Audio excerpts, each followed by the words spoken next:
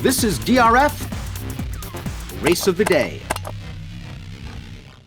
Hi, everybody. Dan Illman, Mike Beer, the DRF Race of the Day for Thursday, July the 22nd. Race number 8 at Saratoga. It's a really nice optional claiming race at 1 3/8 miles on the inner turf. 3 turns around the Saratoga inner turf course. Before we get to the analysis, download the DRF Bets app and take advantage of the double your payout offer on Irad Ortiz winners at Saratoga. 3-time defending outstanding jockey from an Eclipse Award standpoint. Irad Ortiz exclusively on the DRF Bets app. Double your payout. Irad riding in this race as we take a look at the entry card. He has Martina, one of 2 for trainer Graham Motion. I've talked to Motion a couple of times about this horse. He's excited about stretching her out in distance. This is the first time she gets to really go long. Yeah, we'll see if she takes a little bit of a step forward here, Dan. She's a pretty nice horse. They've run her in several stakes races against straight 3-year-olds since Motion took over. She's run pretty well in those races. I think if she takes a step forward with more distance, she's a player in here. Let's talk about this field in post position order. Breaking from the inside is the number 2, Cat's Pajamas, the other motion-trained runner in this field, making her 3rd start of the form cycle. Beaten favorite in her first 2 starts this year. She fell behind a fast pace last time out. She kind of clunked up for second. Maybe this extra distance sort of turns her around a bit, Mike, but she hasn't improved much since her 2020 season, which was fairly successful.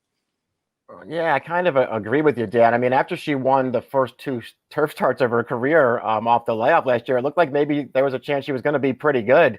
I can't say that I like any of the 4 races that she's run since then, and that sort of goes double for the 2 races she's run so far this year. I just don't see any kind of real finish from her in those first 2 starts. I mean, maybe she'll just really appreciate stretching out, but I'm not betting the race that way.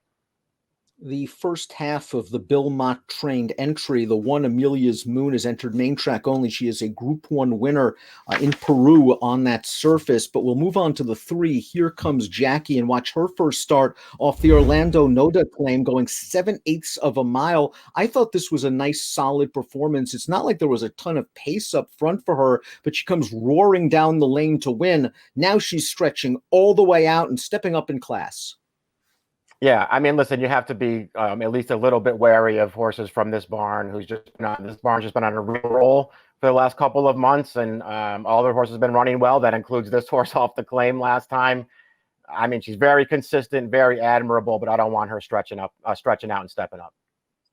The 4 Singita Dreams entered main track only. We'll move on to the 1A Birdie Queen, also shipping in from Peru, making her first start of the year. First time Lasix for Bill Mott. This horse has done some good work overseas. It's really hard to establish that form, but Mott's not shooting too high. Maybe this is a decent enough spot. The distance should be well within her reach. Agree with that. I really don't think this is a terrible spot if this mare can run at all, which it's pretty hard to tell if she can or not, Dan. I mean, she seems like maybe she's a little bit in and out over there. They don't run her on turf that often, and when they do, it's, kind of with mixed results. I don't know. I guess you don't have to worry about distance, but I have no idea how good she is. I'll wait and see if she's a price, and then, if she doesn't get bet in here, and she offers a little bit of value, maybe I'll try to throw her in.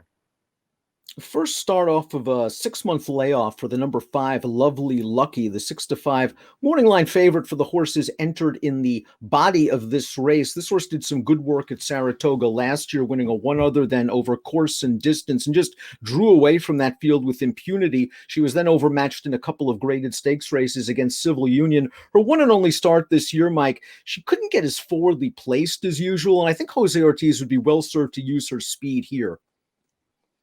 Yeah, I agree with that. They should come out of there and try to get forward in here. It's been a while since they've seen her too, Dan. So she came back off of a little bit of a layoff, went right back to the sidelines. So maybe that offers some kind of an excuse for her most recent start. I don't know. I mean, I don't want to sit here and make some big case for her at a very short price, but if she runs either of the 2 races that she ran up here over this distance last year, she's supposed to be really hard for this field to beat.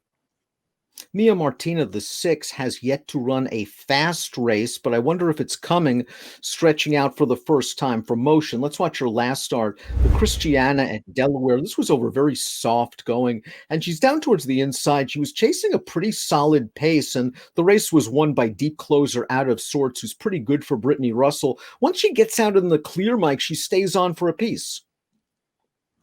Yeah, she races on in here once she switched to the outside. This wasn't a bad performance at all. I don't really think, Dan, any of the 3 stakes tries on turf are poor performances. I thought she ran fine in all of them. So we'll see if she can just improve a little bit with the distance. Motion thinks she can do it. And if she does, she's a player here. This is not a tough field. I think the Hilltop was also a pretty good performance where she fell far back down towards the inside and a little bit of traffic in the stretch, came through a tight hole and was running on at the end of that mile event. If Lovely Lucky doesn't make the lead, maybe the 7 Lagom is the one to do it. We'll go back to her last race, a starter allowance going a 2-turn 7.5 at Parks, where she was up close to a really slow pace, and maybe rating her in that spot wasn't the best way to go. She's probably best when she makes the front. It's all about whether she's good enough. Yeah, that's how I looked at it too. I mean, I won't be surprised when they just try to put her back on the lead in here, and maybe it'll make some kind of a difference. But I still, just from watching her races and looking at her on paper, I still don't see the race that makes her good enough. I do think she would move up over a wet turf course. She's run some nice races at Delaware in the past. She goes out for a very underrated trainer that sends out plenty of live horses at prices on the Mid-Atlantic circuit. Maybe Lagom can get on the lead and relax. And if the horse that's chasing her or in closest attendance, Lovely Lucky, short off the layoff, maybe she'll have an insurmountable advantage turning 4 home. We'll take a look at our top picks for the Thursday race of the day. Hate to chalk out, especially with the horse coming off of the layoff. But as Mike mentioned, Lovely Lucky ran so well at Saratoga last year. She just fits this race from a pace and class perspective. Yeah, I mean, that's kind of how I looked at it too, Dan. I mean, I would have happily tried to beat her if I could have found the alternative that I like. I guess the alternative would be the 6, Mia Martina. I couldn't ultimately talk myself into her, but they're the only 2 horses I like in here. 5, 6, 2, and 1A for Mike. 5, 2, 6, and 3 for me. It's the Thursday race of the day, the 8th at Saratoga. Remember to download those free Formulator Pass performances. Best of luck.